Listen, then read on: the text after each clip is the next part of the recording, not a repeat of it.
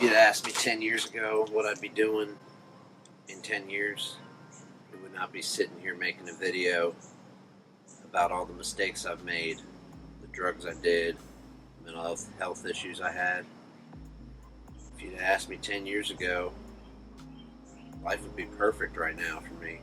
I was born in 1992 in New Jersey. Growing up was perfect. We had everything. We had money. We had a pool. We had a big house. And we had that for many years.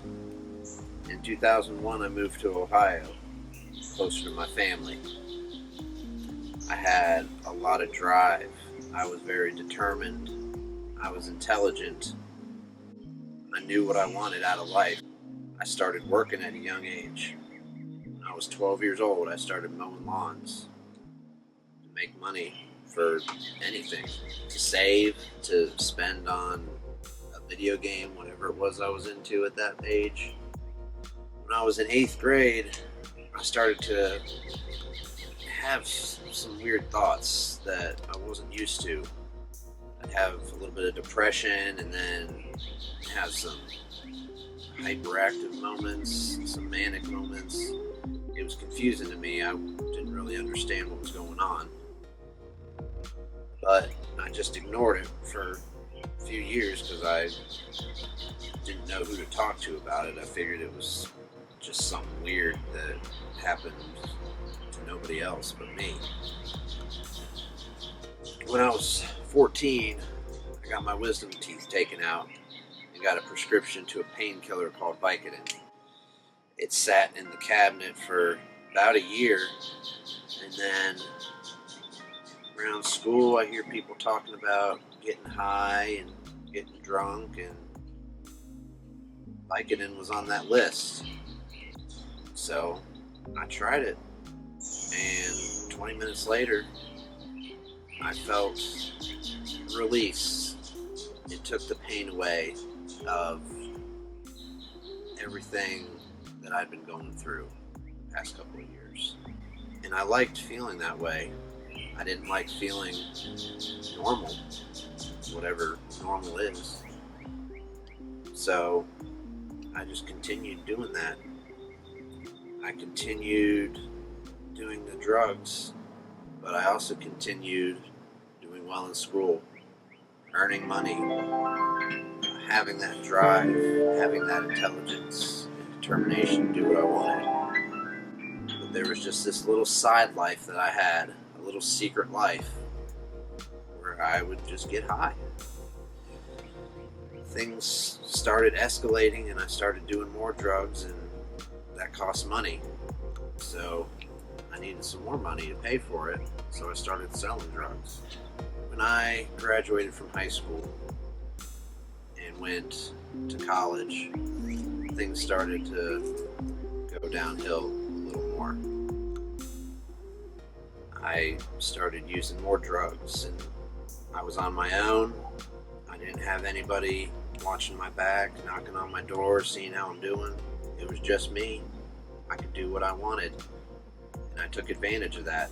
I ended up leaving college and coming home, where things got even worse.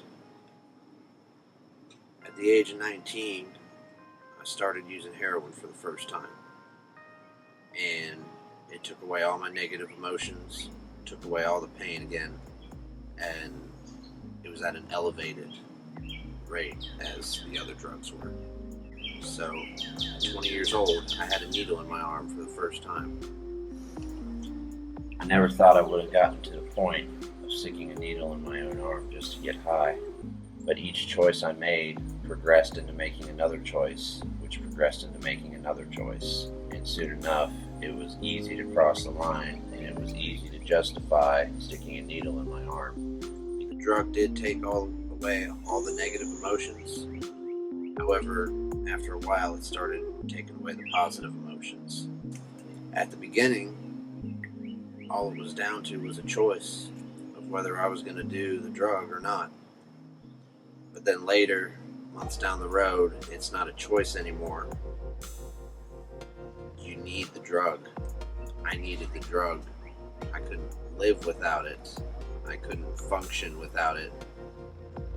Everything I did was for the drug and nothing else. All that was important was when I was going to get my next high, how I was going to do it, and how I was going to get money for it. My parents knew about it about a year after I started using, and it affected them in ways that I can't even imagine.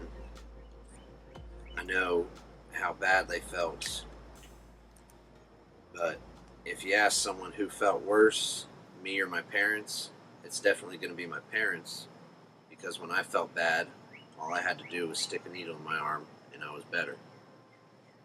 But all they had was worry, anxiety about where I was, whether I was dead in a ditch somewhere, whether I got shot from a bad drug deal. They don't know. All they know is that I have a drug problem and can't control it.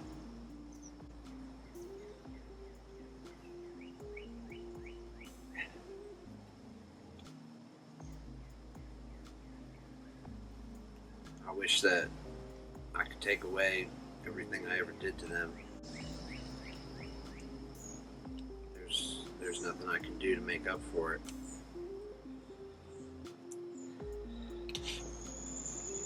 At 22 years old, I failed a drug test for probation for heroin and cocaine. I told my probation officer that there's no way that those drugs were in my system and that the drug test was wrong. So they sent it off to the lab, which bought me a few weeks, during which I went to a facility called Beckett Springs, where I detoxed from heroin, got some medication to help me with the withdrawals, throwing up, absolute fatigue, stomach cramps, consistent yawning, runny nose. It's like having the flu, but 10 times worse. When I got out of there, 2 hours later, I had another needle in my arm. Started all this over again. And 3 days after I left there, I got arrested because the lab results came back and were positive for heroin and cocaine. I spent 12 days in jail, and then I went to a rehab facility where I spent almost 6 months. Everything I did there was towards getting me sober, getting me to a better life. Now fast forward to now, I'm sitting here with 10 months clean, and nothing has ever felt better. The drugs certainly did feel good, but right now in this moment, it feels better being sober. My mind is clear, my thoughts are only on being sober. I look forward to the future instead of wondering what bad thing is going to happen next, what's going to screw up my life now. Now, it's what's going to make my life better, and how am I going to do that? What choices can I make today to keep myself sober and to keep myself living towards a better future?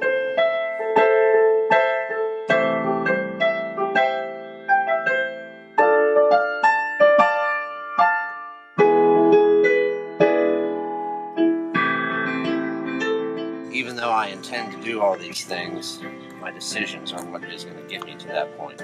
Nothing's going to stop me from achieving my dreams now.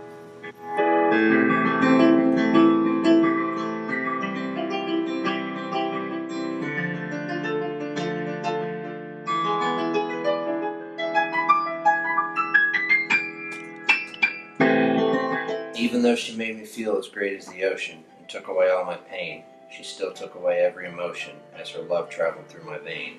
Now that we've gone our separate ways, my mind is a lot more clear, yet there are still some dreadful days when I still wish she was here. She scares me to death when she haunts my thoughts and takes over all my dreams. She ties my emotions in tiny little knots, and for my love she screams. She ruined my life, took everything from me, things I can never get back. However, I can make amends to my family and get myself back on track.